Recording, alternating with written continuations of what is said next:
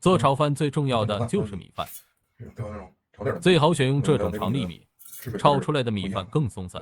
而且每个容器也是不一样。用水量要比平常蒸米饭要少一些。1比1.2的水，也就是说我们今天搁300克的米，就是搁大概360克。今天我用的是电饭煲。米是冰淘的米，所以我们就不用洗了。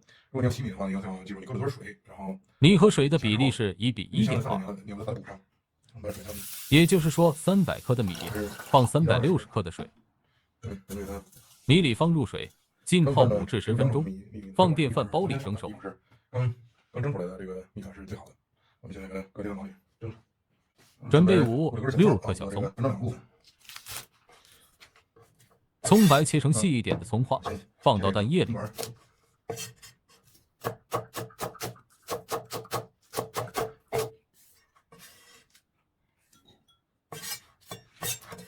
葱叶切得粗一点，出锅的时候放到米饭里。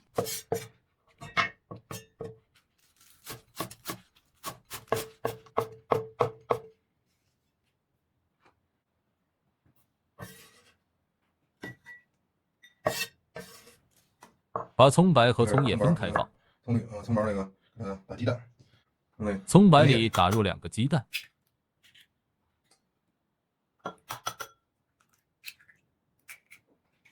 搅拌均匀。米饭蒸熟后再保温10分钟，锅烧热，放入大半勺油，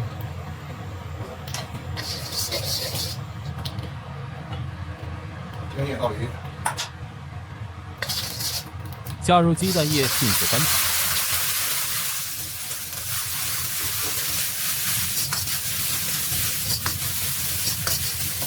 加入适量的米饭，用勺背按压，按压时米饭更容易松散。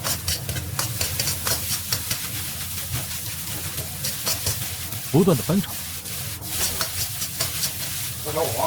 关小火，放入1小勺的盐，半小勺的胡椒粉，半小勺的鸡粉，翻炒均匀。关火，放入葱叶，翻炒均匀。大碗里放黑芝麻、葱叶装饰，把炒饭盛入碗中，用勺背轻轻按压，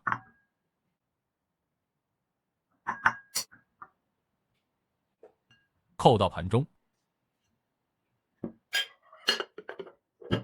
最普通的家庭蛋炒饭就做好了。